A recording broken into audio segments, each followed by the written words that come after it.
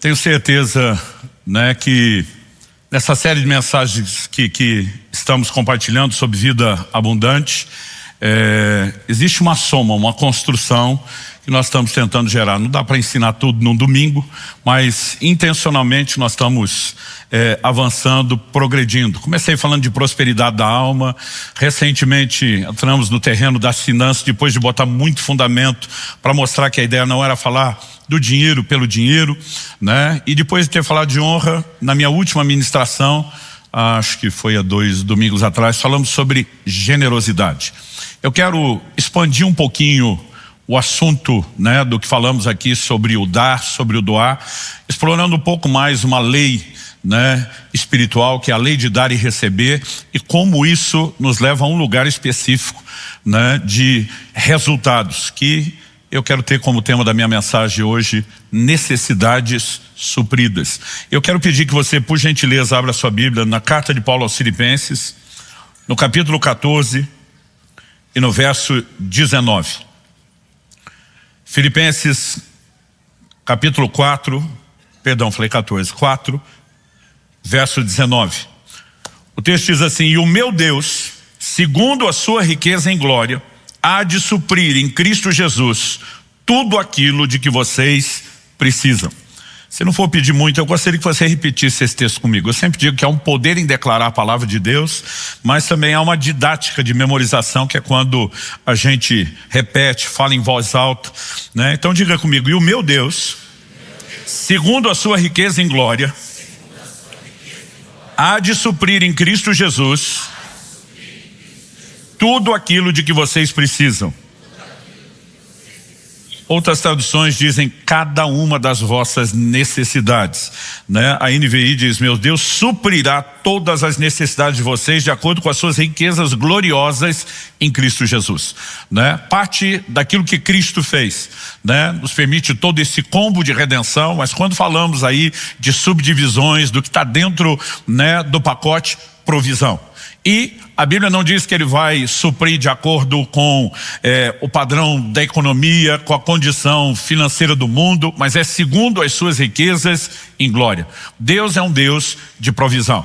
Ele é chamado nas escrituras de Jeová Jireh. Nós temos declarações recorrentes nas escrituras que apontam nessa direção. Uma delas, Salmo 23, o Senhor é o meu pastor, nada me faltará. Eu gosto da declaração, né, do Salmo 34, os leõezinhos sofrem, passam necessidade, mas aos filhos dos homens, né, bem nenhum lhes faltará. E nós temos uma série de declarações sobre provisão, né, sobre necessidades sendo supridas. E esse texto, para mim, é o mais direto, objetivo, categórico. Deus há de suprir em Cristo Jesus cada uma das nossas necessidades. No entanto, esse texto, apesar de ser, né, uma declaração que muitos já abraçam e dizem: não, isso é uma promessa, evidentemente sinaliza a vontade, o plano e o propósito de Deus para nós, está em linha com as escrituras. Mas o que eu quero te apresentar hoje, que esse não é aquele tipo de coisa que, ainda que seja a vontade de Deus, que vai acontecer natural e espontaneamente. Eu vejo crentes falando: mas eu não estou com todas as minhas necessidades supridas. Então vamos pensar a partir de uma lógica. A Bíblia diz que Deus deseja que todos os homens se salvem, cheguem ao pleno conhecimento da verdade. Apesar de ser a vontade dele para cada um, isso não vai acontecer de forma espontânea, automática. Paulo, escrevendo aos Romanos, diz: como crerão naquele de quem não ouviram falar? Como ouvirão se não há, né, quem pregue? Como pregarão se não forem enviados? É uma série de efeitos em cadeia que, para que a pessoa possa crer, ela tem que ouvir. Para escutar, tem que ter gente pregando. Para ter gente pregando, esses, por sua vez, precisam ser enviados. E a pessoa que ouve, ela precisa da devida interação, de arrependimento, de fé. E nós precisamos parar de esperar que Deus faça tudo sozinho, né, de forma automática, espontânea, unilateral. Entender que muitas dessas coisas que Deus sinalizou querer fazer na minha e na sua vida, nós precisamos corresponder. O próprio livro de Hebreus diz, né, que nós temos que nos tornar, Hebreus 6:12, imitadores daqueles que pela fé e perseverança herdam as promessas. As promessas não se herdam, né, simplesmente, Deus falou, vai acontecer só por isso. Há necessidade de uma interação, de um posicionamento de fé. Dito isso, eu quero compartilhar com vocês hoje algo que eu entendi sobre a nossa participação, interação ou cooperação com Deus para que a gente acesse aquilo que Ele está disponibilizando, né? A provisão para as nossas necessidades. E para isso, a gente precisa entender que por trás do texto que nós lemos há um contexto, há uma construção, há uma ideia sendo trabalhada, preparada, desenvolvida, comunicada. E às vezes a gente pega só a declaração final de Paulo, sem considerar tudo aquilo, né, que ele estava trabalhando. Então eu quero que a gente possa avaliar junto aqui os versículos anteriores, do verso 10 de Filipenses 4 até o verso 18. E aí nós vamos entender bem o contexto. O apóstolo Paulo diz assim: fiquei muito alegre no Senhor, porque agora, uma vez mais, renasceu o cuidado que vocês têm por mim. Na verdade, vocês já tinham esse cuidado antes, só que lhes faltava oportunidade. Paulo, nessa conversa com esses irmãos da Macedônia, os filipenses, ele está dizendo, olha, renasceu. Outra tradução diz, vocês renovaram o cuidado. Paulo diz, vocês já tinham, faltou oportunidade, vocês estão fazendo de novo. O que exatamente significa essa palavra cuidado? Vamos lá. Verso seguinte, os seguintes, vou ler do 11 ao 13. Digo isso não porque esteja necessitado, porque aprendi a viver contente em toda e qualquer situação. Então Paulo diz, o cuidado de vocês que eu estou abordando não tem a ver com minha necessidade, né, momentânea. Ou seja, Paulo já relacionou que esse cuidado era especificamente com necessidades de Paulo, dos macedônios para com ele. Ele diz, digo isso não porque esteja necessitado, porque aprendi a viver contente em toda e qualquer situação. Sei o que é passar necessidade e sei também o que é ter em abundância. Aprendi o segredo de toda e qualquer circunstância, tanto de estar alimentado como de ter fome, tanto ter abundância como passar necessidade, e tudo posso naquele que me fortalece. Mas ele diz, apesar de eu aprender a viver contente, mesmo quando falta recurso, ele vai dizer no 14, no entanto, vocês fizeram bem associando-se comigo nas aflições. Pergunto, entre ter abundância e passar necessidade, qual dos dois você chama de aflição? Abundância ou a necessidade? A necessidade. Paulo diz, vocês se associaram nas minhas aflições. Evidente que ele está falando de um momento de necessidades dele. Ele vai explicar isso melhor no 15. E como vocês, filipenses, sabem muito bem, no início da pregação do evangelho, quando parti da Macedônia, nenhuma igreja se associou comigo nessa questão de dar e receber, exceto vocês somente. Então aqui é evidente qual era o cuidado, qual era, né, a relação desse cuidado com as necessidades. Ele diz, vocês não foram só a primeira igreja. Durante muito tempo vocês foram a única igreja que se associou comigo no tocante a dar e receber. Isso, inclusive, é algo que nós vamos explorar melhor, essa expressão dar e receber. Ele continua e diz no 16, porque até quando eu estava em Tessalônica, por mais de uma vez, vocês mandaram bastante para as minhas necessidades.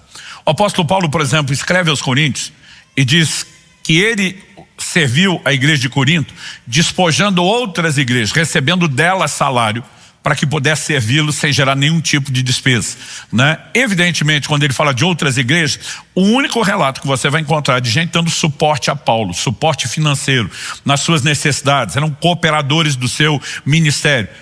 Os únicos que são mencionados em toda a escritura são os filipenses. Aos Tessalonicenses ele não menciona necessariamente, né, isso em detalhes, mas está dizendo, quando eu estava na Tessalônica, vocês também fizeram isso mais do que uma vez. No 17 ele explora, não que eu esteja pedindo ajuda. Em outra tradução, nós lemos, não que eu esteja interessado no vosso donativo. Ele diz, mas no fruto que cresça para a conta de vocês. Paulo diz, quando eu trabalho essas questões do dar que vocês têm praticado, meu maior interesse não é ser beneficiado pelo fato de que vocês têm me suprido necessidades. É o que é que isso vai liberar sobre a vida de vocês. Nós falamos um pouco sobre isso no outro domingo, quando eu preguei sobre expressão de generosidade, mas eu quero aprofundar o conceito hoje. 18. Recebi tudo, tenho até de sobra. Paulo está dizendo, vocês mandaram mais do que precisavam. Estou suprido. E essa expressão suprido aqui é muito importante. Desde que Epafrodito me entregou o que vocês me mandaram, que é uma oferta de aroma agradável, um sacrifício que Deus aceita e lhe agrada. Paulo está dizendo, vocês me supriram. Depois disso, verso 19, que é o que lemos. Aí tem um contexto. E o meu Deus há de suprir em Cristo Jesus cada uma das vossas necessidades. Desde garoto, eu sempre ficava impressionado ouvindo as histórias de missionários no campo, vivendo dependência de Deus, né? Sendo tocados por milagres de provisão financeira. Quando era bem pequeno, nossa família passou um momento de dificuldade, meu pai ficou um tempo desempregado, apostando num projeto que não virou. Era assim, realmente necessidade. E a gente viu muito socorro divino. Eu lembro de um dia assim, meus pais emocionados, né? Porque não tinha mais o que comer. Quando acordamos, alguém tinha deixado uma senhora de uma compra de supermercado na porta de casa. A gente nem soube quem fez aquilo. Quando abriu a porta, estava todas as sacolas, as caixas, aquilo era comida para muitos dias, né? E quando a gente ouvia essas coisas na vida dos outros, era uma coisa, mas quando via de perto, era ainda mais empolgante. Eu sempre tive uma empolgação com milagres de provisão, né? Um dos pastores da nossa igreja foi missionário em Angola durante um tempo, e ele compartilhava assim conosco cada testemunho que era empolgante ouvir, né? Ele falou, olha, uma vez nós, na época em que Angola estava na guerra civil, toda aquela problemática lá com a UNITA, que alguns podem ter acompanhado, eles trabalhavam principalmente pregando o evangelho com os refugiados de guerra que tinham que se deslocar. Ele falou, pastor, a gente não tinha conforto, o lugar que a gente estava trabalhando não tinha água encanada, não tinha esgoto, não tinha iluminação, né? Ele falou, malária eu parei de contar de número 40, né? Quando tive, ele falou, ninguém estava lá buscando conforto e a gente estava lá para sacrificar mesmo. Mas ele falou, um dia nós fomos, como voluntários, a mão de obra de uma agência missionária, levar mantimento para desse lugar onde tinham mais refugiados. Então, uma ONG ofertou os alimentos, a outra cedeu os caminhões, nós entramos com a mão de obra, dirigir, distribuir, atender a população e aproveitar aquele momento para pregar o evangelho. Ele diz, a maioria de todo o alimento que nós trouxemos, ele falou, desapareceu no primeiro dia, né? Ele falou assim, pensa na turma esfomeada, na nuvem de gafanhotos. O que durou na semana que nós estávamos lá foi praticamente a farinha de milho, para fazer o que lá eles chamavam do fubá, né? O nosso fubá, algo parecido. Ele falou, pastor, depois de uma semana só comendo fubá, sem carne, sem molho, sem acompanhamento, o intestino da gente já estava ressecando, estava complicado. Então depois de uma semana, um dia a gente estava orando, os missionários estávamos em 3, dentro de uma cabana de sapé, nós demos as mãos, e um começou a dizer, Senhor, nós queremos te agradecer pelo fubá. Tá difícil comer só fubá, mas é melhor do que nada. Aí um falou assim, se empolgou na oração, falou, mas tem misericórdia de Deus, Senhor, manda carne. A hora que o primeiro falou, parece que é o que todo mundo queria dizer. Aí eles começaram a orar e clamar, manda carne, Senhor, carne, carne, nós precisamos comer carne. E ele falou, cara, pensa na oração que virou avivamento, clamando carne. Ele falou, enquanto nós orávamos, aquela cabana era um telhado de sapé, aquilo é tão bem entrelaçado que o pouco de chuva quando cai não passa. Ele falou, ó, não me peça para explicar como, né? Mas desceu do céu que ele apelidou de uma rola kamikaze. Falou, aqui a gente tem a rolinha lá um pouquinho maior, eles chamavam de rola. Ele falou, até hoje não sabe explicar como ela atravessou o telhado de sapé, né? E caiu abobalhada no meio da roda ali. Um já passou a mão na panela, deu na cabeça da bichinha, mas acho que eles olharam, mediram o tamanho, se viram em 3. Aí eu não sei se foi quem começou a oração, se foi outro. Senhor, nós estamos em 3, manda mais. Eles continuaram orando até que veio a segunda e a terceira rola. Eu, muito tempo depois, preparei, falei, e aí, vocês dividiram com mais alguém? Falei, pastor, nós estávamos em 3 orando, Deus mandou 3, nós pensamos que isso é só para quem ora. Mas sabe, deixa eu dizer uma coisa, por resto tem aquela bandeira do cartão de crédito, essas coisas não têm preço. Você vê o cuidado de Deus. Eu sempre fui empolgado com essas coisas. E de alguma maneira, por aquilo que ouvia, por aquilo que testemunhava, na minha adolescência, quando o coração ferveu para Deus, cheio do Espírito Santo, eu comecei a orar e dizer, Senhor, eu quero viver milagres de provisão. Não precisa ser nenhuma grande necessidade. É ver a tua mão, o teu cuidado, aquela intervenção tua, diz, isso é para você, é especial, né? E eu clamava por isso. Gente, eu não sei dizer quantas vezes por dia eu ficava citando, né, declarando em fé, confessando o texto de Filipenses, meu Deus, há de suprir em Cristo Jesus cada uma das minhas necessidades. Eu orava, eu clamava, eu pedia, eu cria, eu confessava, mas não via quase nada acontecer nessa área. Até o dia que Deus começou a me fazer entender um contexto que nós temos aqui. Paulo fala de uma lei espiritual, que é a lei de dar e receber, e é por onde nós vamos começar a construção. A lei não é a lei de receber e dar. A ordem é dar e receber. E nós precisamos compreender isso. Então Paulo diz, nenhuma igreja se associou comigo no tocante a dar e receber. Vocês foram o primeiro. Agora, porque vocês plantaram provisão na minha vida, eu declaro, Deus vai plantar provisão na vida de vocês. Porque vocês me supriram, o suprimento será liberado sobre vocês. E o dia que eu comecei a entender o contexto, que se nós queremos necessidades supridas, nós temos que suprir necessidades, eu posso dizer, isso foi o que virou o jogo. Muitas vezes nós estamos esperando que Deus faça coisas que nós vimos acontecer na vida de outros, mas nós queremos experimentar o resultado sem passar pelo processo. E essa lei espiritual, ela precisa ser entendida, ela precisa ser, compreendida, e acredito que, na verdade, isso é fundamental.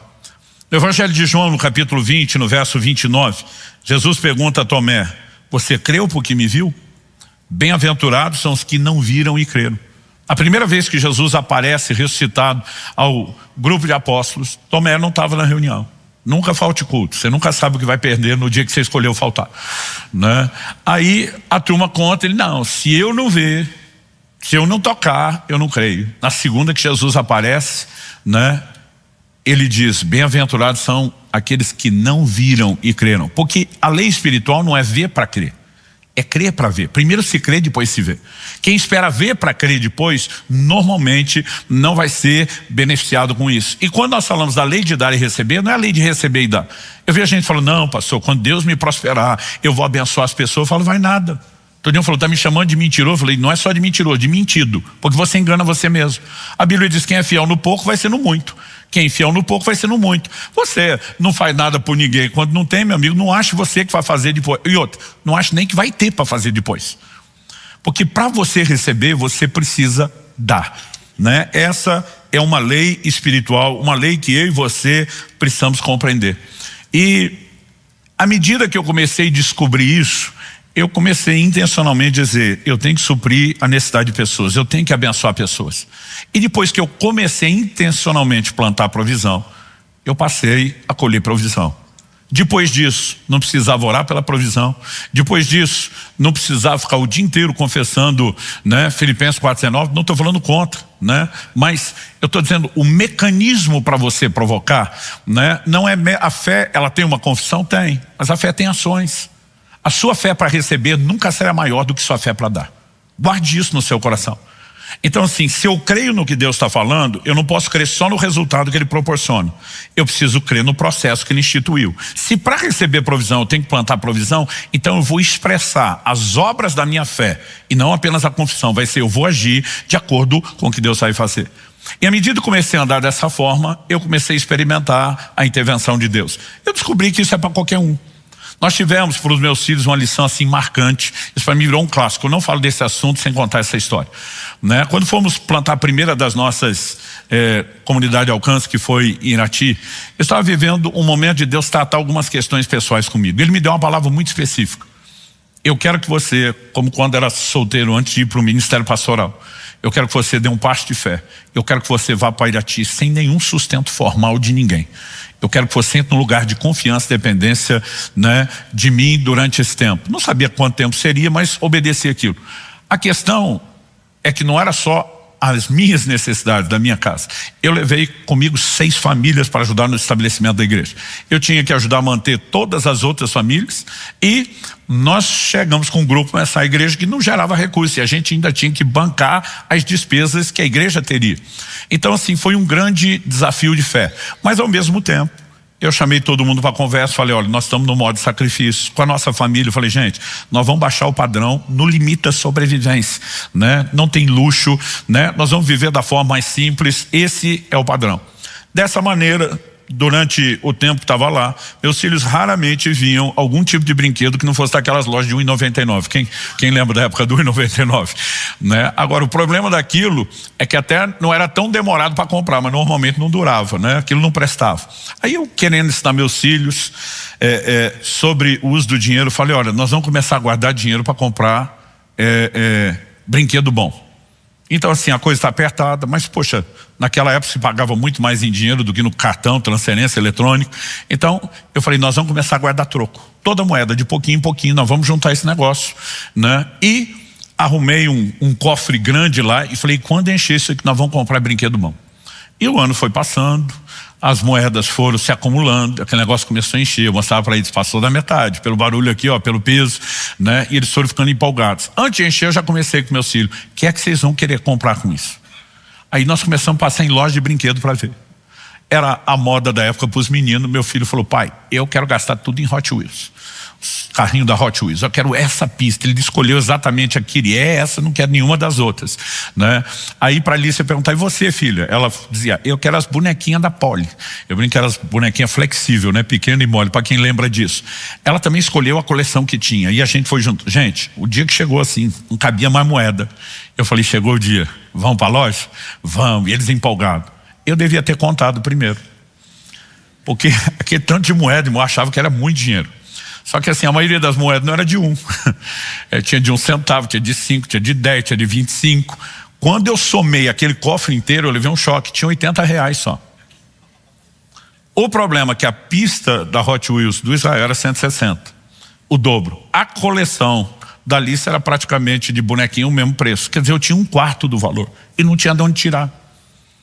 Tinha adotado, não tinha nem crédito para apelar, não tinha cartão de crédito, não tinha cheque especial. Quando a coisa está no modo que a gente está a sobreviver, você nem brinca com o crédito, você gasta só o que entra. E eu fiquei desesperado. Por quê? Quando eu cheguei na loja, a gente olhava o que queria, mas nunca perguntou o preço. E descobri, eu tive que olhar para meus filhos e dizer, não vai dar. Mas pai, nós juntamos quase o ano inteiro. Pois é. Aí eu falar para eles, tem que juntar mais 3 anos. Tipo, 4 vezes o período. Eu fui para oração, falei, Deus, me perdoe. Eu provoquei isso neles, eu criei expectativa. Eu fui estúpido, eu devia ter planejado esse negócio. Meu erro. Mas agora o senhor precisa me ajudar. Eu não quero decepcioná-los, eu não quero que isso dure muito tempo. E eu quero viver uma intervenção sua. E eu comecei a orar. Senhor, manda recurso, manda recurso. Eu lembro que um dia eu estava em algum lugar, uma pessoa pegou e me deu R$50, falou, pastor, isso aqui não é para repartir com aquela turma que anda com você. Isso aqui precisa fazer alguma coisa para a sua família, só está orando. Só estava orando por aquilo. Eu tinha um compartimento secreto na minha carteira na época, que era uma coisa assim, esse dinheiro não é para gastar. Peguei, guardei lá, nem falei para eles que entrou 50, mas está dizendo, já tem quase um dos dois. E continuava orando. Mas não acontecia mais nada, não vinha mais nada. Eu perguntava, Deus, cadê o recurso? Precisamos daquela provisão. Um dia, estava viajando de carro, uma pessoa comigo, louvou a adoração rolando solto, a gente orando à vontade no carro, o Espírito Santo falou comigo, pega os R$50 que está na sua carteira, oferta para ele.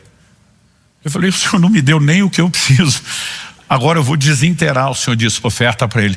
Aí eu pensei, poxa, estou sendo egoísta, estou querendo defender um brinquedo do meu filho que é luxo, porque eles têm outras coisas. Naquele momento Hot Wheels e Polly era luxo, né? A gente antigamente chamava de supérfluo. Eu falei, às vezes o cara não tem o que comer, precisa pagar uma conta. A hora que eu pensei, o Espírito Santo falou, e fala para ele que não é nem para comer, nem para pagar a conta. Que é para ele usar esses R$50 para comprar brinquedo para o filho dele. Aí doeu, irmão. Falei, não. Se eu tirar dos meus filhos um supérfluo para ele comer, eu entendo. Mas para dar para o filho dele, o Espírito Santo dizia, só obedeça. Falei, a tua palavra diz, o senhor ama quem dá com alegria. Eu não vou conseguir com alegria.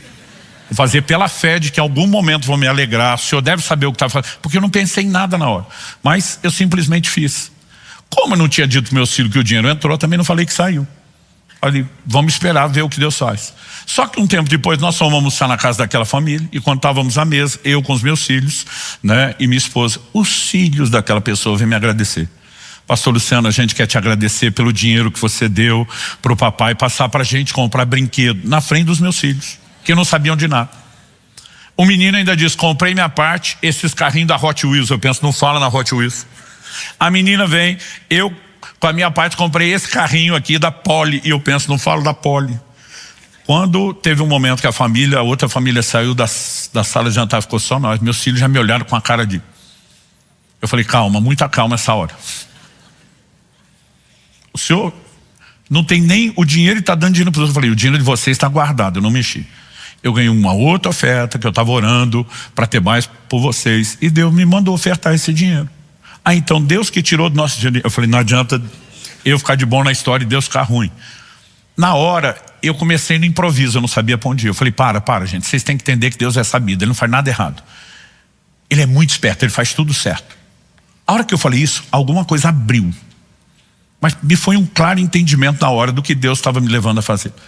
Eu falei, Israel, quando você fez aquela experiência da escola e plantou o feijão no algodão, o que nasceu? Vagem? Eu falei, não, filho, aqui dentro da vagem tem feijão. A gente nunca chegou a abrir. Falei, quem planta feijão, colhe feijão. Se plantar milho, colhe milho. A hora que eu falei isso, o rostinho deles iluminou. Eles já estavam entendendo para onde eu ia. Eu falei, o que eles usaram com o dinheiro que Deus mandou a gente ofertar? O que eles compraram? Os 2 Poli Hot Wheels. Falei, quem planta Poli Hot Wheels, colhe o quê? Aí o rosto deles se alegrou. Poli Hot Wheels. Falei, é isso. Deus viu que a gente não ia chegar sozinho e para a gente ter a nossa necessidade suprida, Ele primeiro mandou suprir. Agora é só esperar a colheita os 2. Glória a Deus. Saíram, falei para Deus, agora te viro. Gente, alguns dias depois eu estava pregando em outra cidade e tinha levado a família comigo. Durante o sábado nós tínhamos todo um evento com a liderança, então eles ficaram na casa, nós estávamos hospedados, não foram, era bem puxado, cansativo. Mas no intervalo de 2 ministrações que nós tivemos à tarde, um irmão me aborda e fala, pastor, o senhor pode me emprestar a chave do carro um pouco? Eu falei, eu nem te conheço, o que você quer com o meu carro? Aí o pastor só deu um sinal, cara, é de confiança, dá. Eu falei, eu não sei o que ele vai fazer com o carro. Aí ele falou, não, só quero guardar uma coisa. Eu trouxe algo para o senhor, mas não queria entregar aqui na frente de todo mundo, já vou pôr no porta-mala, né? Ele falou, pelo nome da cidade, imagina seu carro é aquele tal que está estacionado ali, perto do portão. Eu falei, esse mesmo. O pastor falou, dá a chave para ele. Aí eu dei, quando ele trouxe de volta, falei, tá tudo lá, brinquei, não sabia o que ele tinha feito. Quando cheguei na casa, entre o fim do evento da tarde e a noite que a gente voltaria, eu lembro que eu abri o porta-mala e vi numa sacola grande 2 embrulhos de presente desses de loja de criança. O nome, a ilustração, eu olhei, sabia que era. Peguei aquilo, entrei na casa, chamei a Kelly e as crianças estavam na sala com a família que estava nos recebendo. Falei, reunião de família, todo mundo pro quarto. Aí quando eles entraram no quarto, falei, não sei o que é, já tinha aprendido a lição para não ficar prometendo. Falei, mas me parece ser brinquedo de criança. Então vamos descobrir junto, porque se for, isso deve ser de vocês, não do papai e da mamãe. Eu lembro quando entreguei os pacotes para eles abrirem, o Israel falou, claro que é nosso, pai, tá? Tem os nossos nomes, então ali, esse é seu, esse é meu. Quando Israel abriu, era exatamente a pista da Hot Wheels que ele tinha escolhido. Quando a Alissa abriu, era exatamente a coleção da Poli, que ela queria, não era outra coisa, né? E os 2 fizeram a maior festa. Viu, pai? Do jeito que você falou, plantamos Hot Wheels e Poli, colhemos Hot Wheels e Poli. Gente, eles nunca mais esqueceriam algo como esse. Eu sempre dizia para eles, quer colher provisão, tem que plantar provisão. Provérbios 11:25, quem dá a beber, mata a sede de outro, será descedentado. A lei de dar e receber é isso, é uma lei espiritual, né? A segunda coisa que eu quero falar, explorando o funcionamento da lei, é especificamente sustentando essa ideia, né? Ou desenvolvendo ela um pouco melhor dessa expansão. Gênesis capítulo 8, verso 22 diz, enquanto durar a terra, não deixará de haver semeadura e colheita, frio e calor, verão e inverno, dia e noite. Enquanto a terra durar, está durando até hoje, não deixará de haver semeadura e colheita. Ah, pastor, mas isso está falando do natural, do literal. Livro de Gálatas diz no capítulo 6, no verso 7 e 8, não se enganem, de Deus não se zomba, porque aquilo que a pessoa semear, isso também colherá.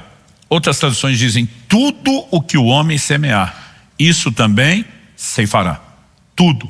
Mas ele também diz no verso 8, quem semeia para a sua própria carne, da carne colherá corrupção. Mas quem semeia para o Espírito, do Espírito colherá a vida eterna. Ok, pastor, então não é semeadura e ceifa natural, mas é só para coisa espiritual. Não, qual é o contexto?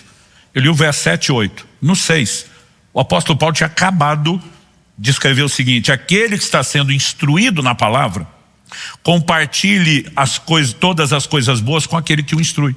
Você está sendo abençoado espiritualmente? Compartilhe do que você tem materialmente. Paulo tinha acabado de falar de oferta. Aliás, todas as vezes que Paulo fala de semeadura e ceifa nas suas epístolas, o contexto é oferta ou é doação, né? Em 2 Coríntios capítulo 9, verso 6, quando ele diz o que semeia pouco vai colher pouco, o que semeia muito vai colher muito, ele está falando de uma lei espiritual. Primeiro, você colhe exatamente aquilo que planta, mas segundo, você colhe na proporção que você planta. Eu gosto de chamar isso de a lei de dar e receber, né? O próprio Senhor Jesus nos trouxe uma orientação muito clara, muito específica sobre conduta. Por exemplo, no Evangelho de Lucas, no capítulo 6, nós temos aquela clássica declaração do Senhor Jesus no verso 38. Dai e ser-vos-á dado, boa medida, né, recalcada, sacudida, transbordante, será dado a vocês. Mas ele termina dizendo, porque com a medida com que tiverem medido, vocês serão medidos também. Mas no verso anterior, o 37, ele tinha dito, não julguem e vocês não serão julgados. Não condenem e vocês não serão condenados. Perdoem e serão perdoados. Ou seja, eu não quero ser julgado ou condenado, não devo julgar nem condenar, porque tudo que vai volta. Eu quero ser perdoado, eu devo perdoar. Na verdade, o Senhor Jesus fala sobre isso também, lá no Evangelho de Mateus, no capítulo 7, no verso 1. Não julguem para que vocês não sejam julgados. Com o critério com que vocês julgarem, vocês serão julgados. Com a medida com que tiverem medido, vocês também serão medidos. Aqui ele está dizendo, não faça aquilo de ruim que você não quer que volte. Mas quando chega o verso 12, Jesus não fala apenas de você evitar fazer algo negativo para não colher o que é negativo. No 12 ele fala do positivo, Mateus 7,12. Portanto, tudo o que vocês querem que os outros façam a vocês, façam também vocês a eles, porque essa é a lei e os profetas. Outro dia uma pessoa reclamou comigo, falou, cara, o que me dói assim, eu fico olhando para trás nos últimos anos, eu nunca ganhei um presente de ninguém. Olhei para ele e falei, com certeza não dá presente. Ele que tem a ver uma coisa com a outra. Eu falei, é impossível você plantar e não colher. Seja no plano espiritual ou mesmo na reação das pessoas. Qual foi o último? Ninguém me dá, também não dou. Eu falei, eu te diria o contrário. Você não dá, por isso ninguém te dá. Não tem como você fazer nenhuma coisa, gente. Eu chamo isso de efeito bumerangue. Tudo que vai, volta. E eu tomei uma decisão. Eu preciso suprir necessidade. Eu preciso fazer para os outros aquilo que eu espero que façam por mim, porque se tudo que vai volta, eu não quero que volte coisa ruim.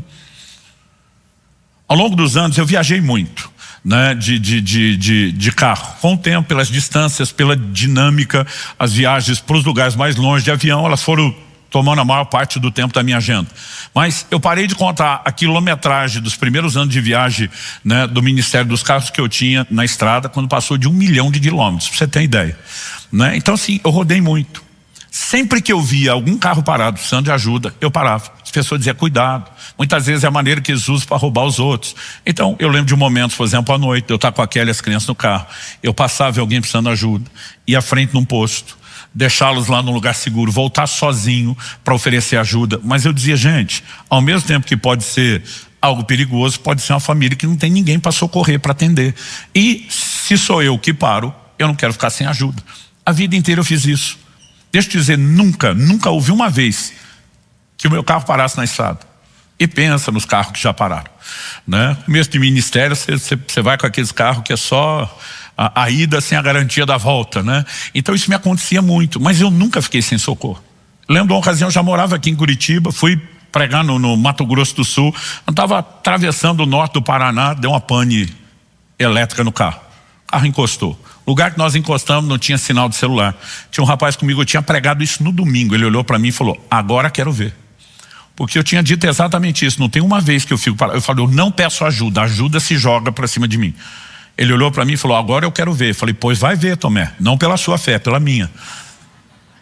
Ele falou, pastor, não dá área no celular. Eu falei, nem no meu. Ele falou, a gente podia descer. Eu falei, você não vai usar o celular. Nós não vamos pedir ajuda. Ele falou, pastor, se o senhor falou um negócio domingo da empolgação, nós não precisamos pagar a conta agora do seu orgulho. Eu falei, não, você vai assistir isso. Daqui a pouco ele falou para mim, estou vendo pelo retrovisor, a gente estava no meio de uma subida, que uma caminhonete parou lá embaixo, na baixada, encostou. Provavelmente esse cara parou para falar no celular, porque ele está na região e sabe que a hora que subir aqui, perde o sinal. A gente podia tentar lá. Eu falei, eu estou falando sério, nós não vamos pedir ajuda. Eu estava falando isso, aquela mesma caminhonete foi saindo, só que em vez de sair do acostamento e voltar, ela foi subindo no acostamento e parou atrás da gente. A hora que o cara parou e desceu, eu desci também. Ele, algum problema no carro? Eu falei, sim. Esse cara me olhou e falou, pane elétrica, viu que não tinha nem sinalização do pisca-alerta. Eu falei, foi. Ele falou, se você quiser, eu posso te ajudar, porque você está perto da cidade tal aqui. Eu falei, se você der uma carona seria ótimo. Ele falou, posso fazer melhor. Posso rebocar o seu carro, que eu tenho tudo que eu preciso aqui na caminhonete. Eu falei, melhor ainda do que deixar o carro para trás. Quando nós estávamos entrando na cidade, ele falou, eu vou passar pela concessionária da marca do seu carro, vou passar na frente de uma autoelétrica grande, não vou parar nenhuma das duas, vou te avisar antes para você não ficar preocupado. Eu vou para uma oficina um pouquinho mais para dentro, menor. mas é um cara que, além de um trabalho muito bom, é um crente, ele é honesto, ele não cobra mais do que precisa. O senhor que está de passagem é o que vai ficar tranquilo. Fiquei feliz até com a notícia de um crente com esse bom testemunho, né? E não existe uma vez que eu tenha precisado pedir ajuda. E ela sempre chega depressa. Tudo o que vai, volta. Eu não estou falando só de algo que você faz financeiramente pelas pessoas, é uma lei. Mas se eu e você queremos colher provisão, nós precisamos aprender a plantar provisão. Quem está entendendo, diga amém. Então, dito isso, eu quero só compartilhar um outro texto com você. Ou não, pelo menos dois. Provérbios 11, 24, 25, eu mencionei isso quando falei de generosidade, diz: uns dão com generosidade e têm cada vez mais. Outros retêm mais do que é justo e acabam na pobreza. Tem gente sem necessidade suprida, porque pobreza é isso. Porque não estão usando a lei de dar. Elas não vão acionar a lei de receber. O que está sendo generoso vai ter mais, porque multiplica, dá e ser-vos-á dado. Mas a Bíblia diz: quem retém mais do que é justo vai acabar sem ter provisão. Por quê? Ele não planta provisão. E o verso 25 claramente sustenta a lei da semeadura e ceifa. A pessoa generosa prosperará, quem dá a beber, quem mata a sede de outros, terá sua sede saciada. Traduzindo, tudo que vai, volta. O Senhor Jesus faz uma declaração no Evangelho de Lucas, no capítulo 4, versos 25 e 26, que é uma interpretação de algo que está registrado lá no Antigo Testamento. Jesus diz assim, Lucas 4, 25 e 26. Na verdade lhes digo que havia muitas viúvas em Israel no tempo de Elias, quando o céu se fechou por 3 anos e 6 meses, reinando grande fome em toda a terra. E Elias não foi enviado a nenhuma delas, a não ser a uma viúva de Sarepta de Sidom. Qual o contexto? Jesus vai pregar na sua sinagoga, ele afirma que o profeta não tem honra na pátria, que não o estão reconhecendo, e ele começa a dar base bíblica para isso. Tinham muitos leprosos dos dias de Eliseu, mas ele não foi enviado a nenhum deles, né, a não ser a Naamã, o sírio. Tecnicamente, Elias não foi enviado no sentido de se deslocar, mas de ser usado por Deus para que o outro recebesse cura. E Jesus fala, tinham muitas viúvas em Israel nos dias de Elias, mas a única que Deus decidiu operar um milagre não era de Israel, era de fora. Porque ele está falando de uma credibilidade para com o profeta que os de Israel não teriam.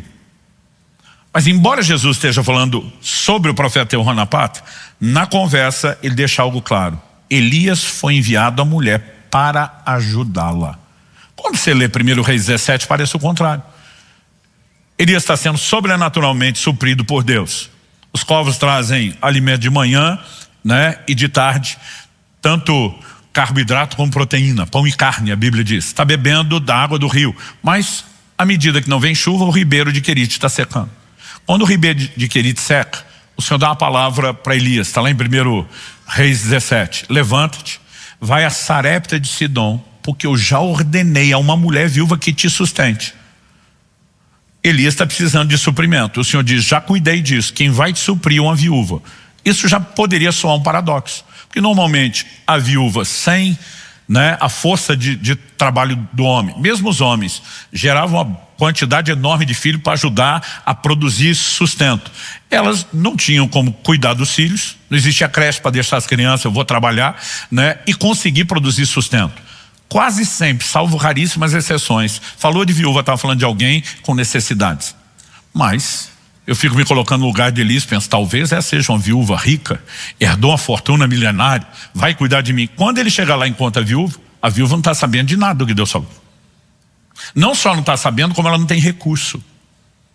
Elias pede um pouco de água, que na época valia peso de ouro na terra. A mulher diz, vou trazer. Ele diz, aproveita e traz um pouco de comida. Ela diz, aí não vai rolar. Aí diz, esses últimos cavacos que eu peguei aqui é para fazer a última refeição, a saideira minha do meu filho. É a última coisa, nós vamos comer isso aqui, depois nós vamos morrer, não tem nada. Elias olha para ela e diz, vai e faz o que você falou, a refeição, o rango, mas traz primeiro para mim, depois você faz para você e para o seu filho.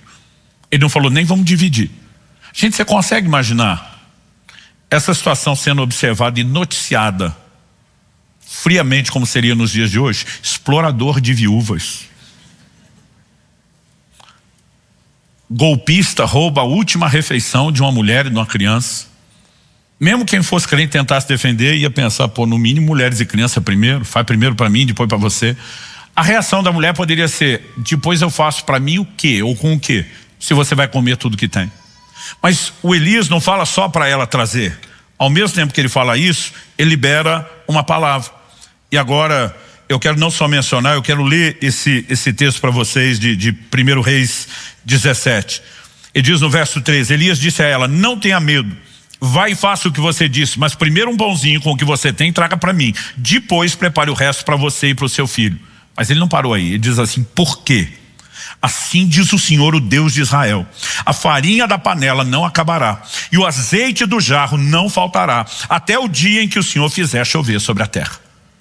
O texto diz, a viúva foi, fez segundo a palavra de Elias, e assim comeram ele, ela e a sua casa durante muitos dias. A farinha da panela não acabou, o azeite do jarro não faltou, segundo a palavra do Senhor anunciada por meio de Elias. Gente, isso aqui é um baita do milagre.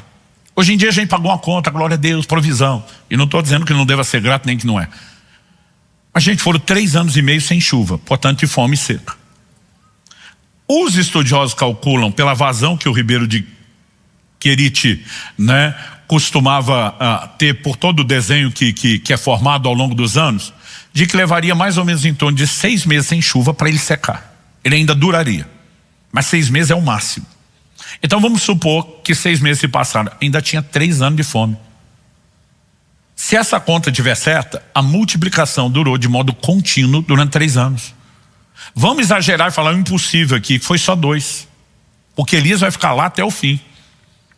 Você consegue imaginar durante 2 a 3 anos na sua casa? Você vive do que tem na despensa, nunca faz compra e nada que está ali acaba. Você mete a caneca na lata que tem lá o arroz todo dia para cozinhar e o arroz está da mesma altura, nunca chega no fundo da lata. Todo dia a mesma coisa com o feijão, com o azeite na hora de cozinhar. Eu lembro que um dia eu fiquei pensando nisso, falei, Deus, por que esse tipo de coisa não está acontecendo hoje? A gente já viu o Senhor multiplicar refeições uma vez para uma refeição, né? O Senhor fez isso 2 vezes, mas uma multiplicação que durasse uma refeição. Mas alguém viver 2, 3 anos de provisão contínua. Aí eu comecei, por que isso não está acontecendo hoje? Me julguei, naquele momento, a entrar no lugar do representante do sindicato dos crentes frustrados com falta de milagre maior. Eu comecei a dizer, porque o Senhor é o mesmo, o Senhor não mudou, por que nós não estamos vivendo isso? Nós temos que entrar nesse lugar, nós temos que experimentar essas coisas. Eu estava naquela indignação, naquele clamor a Deus. O Espírito Santo falou comigo, se põe no lugar da viúva. Um estranho bateu a porta, que é a última refeição, não apenas sua, enquanto mulher viúva sem recurso, mas de uma criança, a sua criança. Você entregaria? Eu falei, de jeito nenhum. Ele falou, é por isso que vocês não vêm. Vocês querem ter os resultados que gente como ela teve, sem passar pelo processo ao qual ela se submeteu. Quando Deus manda Elias, Deus diz, eu vou te sustentar, mas isso era a consequência do milagre. O propósito de Deus era não deixar aquela mulher comer sua última semente.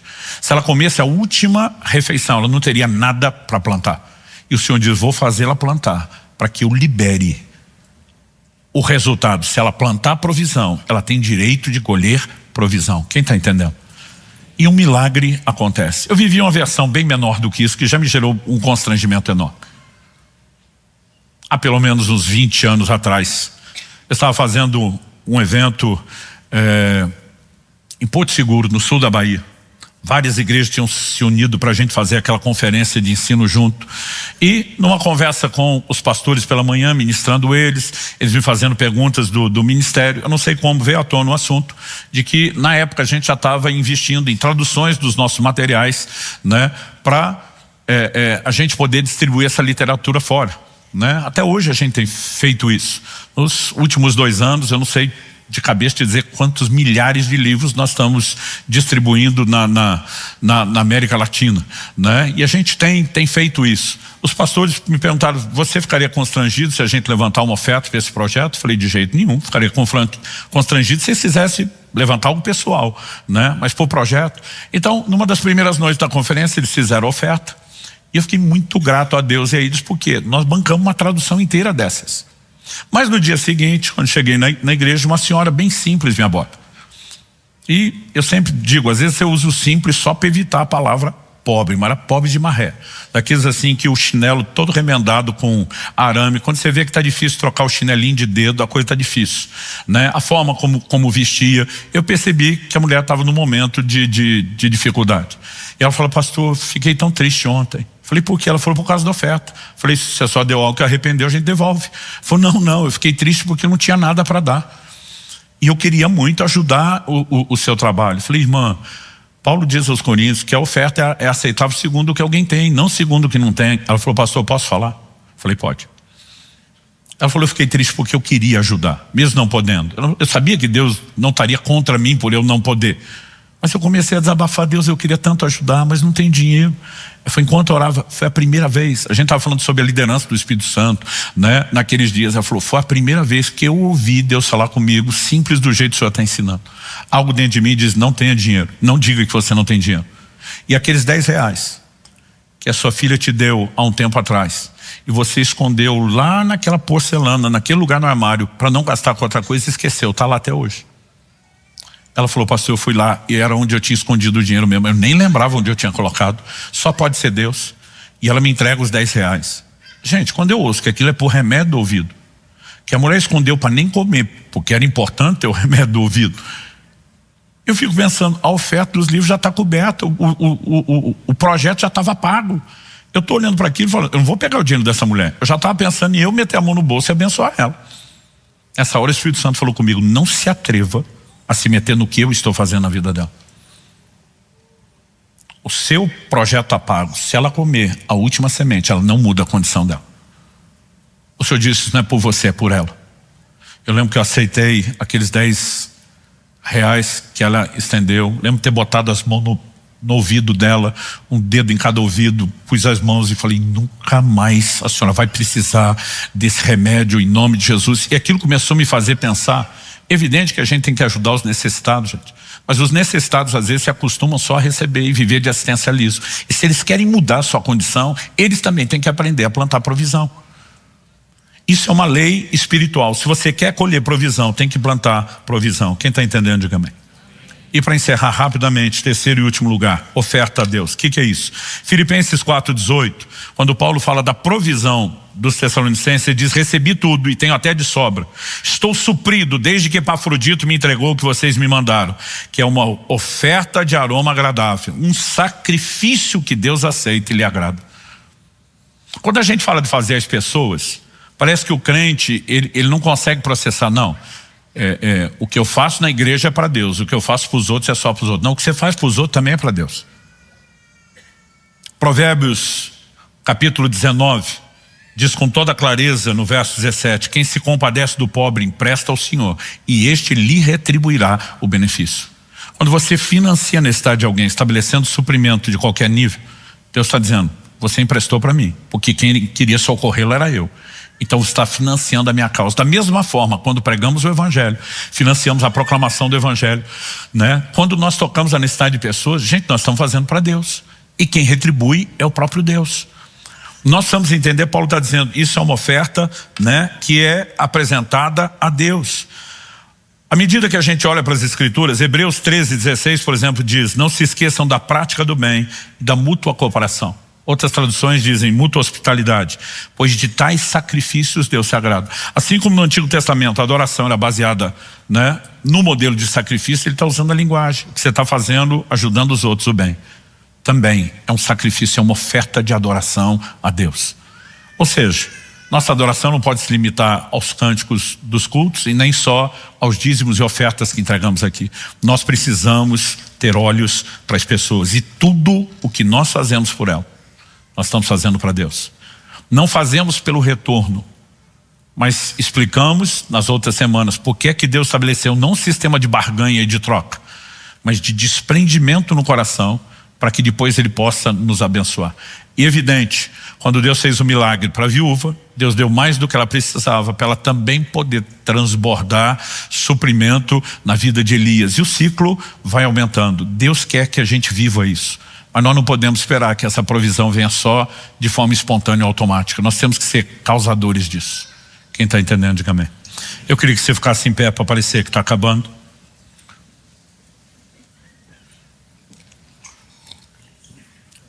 Eu falei que quem tem, às vezes, escassez de recursos, fica dizendo, quando eu tiver eu faço. E normalmente a gente diz, quem não treinou fazer antes, não vai fazer depois. Na prática, eu percebo que as pessoas que mais têm, proporcionalmente, são as que menos fazem. Talvez porque não carregaram a dor de não ter, ou porque venceram tudo isso e diz, me virei sozinho, os outros é que se vire.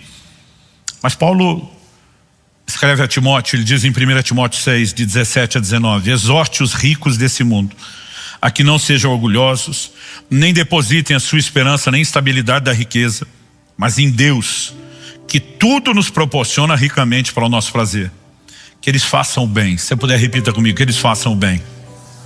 Sejam ricos em boas obras, generosos em dar, prontos a repartir. Gente, quando você olha essa lista, é evidente que quanto mais temos, maior é a responsabilidade. Isso não quer dizer que só eles têm que fazer. Ajuntando para si mesmo um tesouro que é sólido fundamento para o futuro, a fim de tomarem posse da verdadeira vida. Evidentemente que salvação não se compra com boas obras, mas galardão se constrói com aquilo que nós fazemos. E um dia nós teremos recompensa de tudo isso. Essa lei de vai e volta não volta só nessa vida. Aqui já volta, boa medida, recalcada, sacudida, generosa. Mas nós estamos construindo para a eternidade, não há investimento melhor do que isso. O que eu estou falando para você hoje tem laboratório. Eu comecei a fazer quando solteiro, já estou casado há 30 anos. Ninguém vai conversar, minha mulher, meus filhos, que essas coisas não funcionam. Quando eu tinha 7 anos de idade, Lista 4, eu comecei a fazer uma previdência de R$80 por mês. Porque eu tinha no meu coração uma direção de Deus. Quando os dois fizerem 18 anos de idade, mande eles estudarem fora. Eu ficava pensando, tem dinheiro nem para ir para os Estados Unidos. Quer dizer, ficar, estudar. Falei, tem que começar antes. E aquilo era um sacrifício. Às vezes, quando conseguia mais do que 80, eu ia tentando reservar. Mas ao longo do caminho, enquanto eu orava por essa provisão, e meus filhos viveram tudo isso, eu não teria condição de ter dado isso a eles. Deus me dava direção para investir nos filhos dos outros. Eu banquei estudos caros de missionários. Tem gente aqui que é da época, lembra? Eu uni um grupo para nós bancar um estudo de alto padrão internacional para os filhos de um missionário amigo nosso lá na África. Ele disse, não, pastor, esse dinheiro eu faço outra coisa aqui. Eu disse, eu não vou te dar para você fazer outra coisa. Ou você aceita matricular o seu filho, ou ele não vai para outra coisa. Porque o que Deus falou justamente é que você não tenha que sacrificá-los. Você pode sacrificar o que quiser da sua vida, mas não precisa fazer isso com eles. Aí alguém falou, pastor, o senhor mal junta dinheiro para o seu, vai fazer pelos outros? Eu falei, não, estou juntando para os meus, porque é impossível fazer para o outro e não voltar. 4 anos antes do meu filho ir estudar fora, eu recebi a notícia. Ele tinha ganhado uma bolsa de estudo integral no lugar que ele ia estudar. 4 anos antes. A pessoa falou, se realmente vier, tá ofertado, se quiser, nós já deixamos isso documentado. Tudo o que a gente faz volta. E nós precisamos ser um povo atento. Na última vez que eu preguei aqui sobre generosidade, eu falei, olha, tome a decisão de fazer alguma coisa por alguém. Hoje eu vou te pedir, seja hoje, seja essa semana, fique atento de pessoas que possam aparecer no seu radar com necessidades. Eu estou falando principalmente de gente próxima. Porque mesmo quando a gente não pode fazer tudo, às vezes pelo menos nós podemos mandar uma mensagem de que essa pessoa não está sozinha, de que Deus está ouvindo, né? Nós precisamos ser intencionais. Eu creio que Deus quer nos levar a um ciclo de provisão sobrenatural. Ah, pastor, eu creio que o homem tem que trabalhar. Eu também, a Bíblia diz que quem não trabalha não coma. Mas ao mesmo tempo a Bíblia diz, inútil você será levantar cedo, repousar à tarde, comer o pão de dores, porque aos seus amados Deus dá enquanto dorme. Deus está dizendo, você tem que gerar o seu pão. Mas Ele está dizendo, se você fizer do meu jeito, não vai ser só o seu esforço, eu posso te dar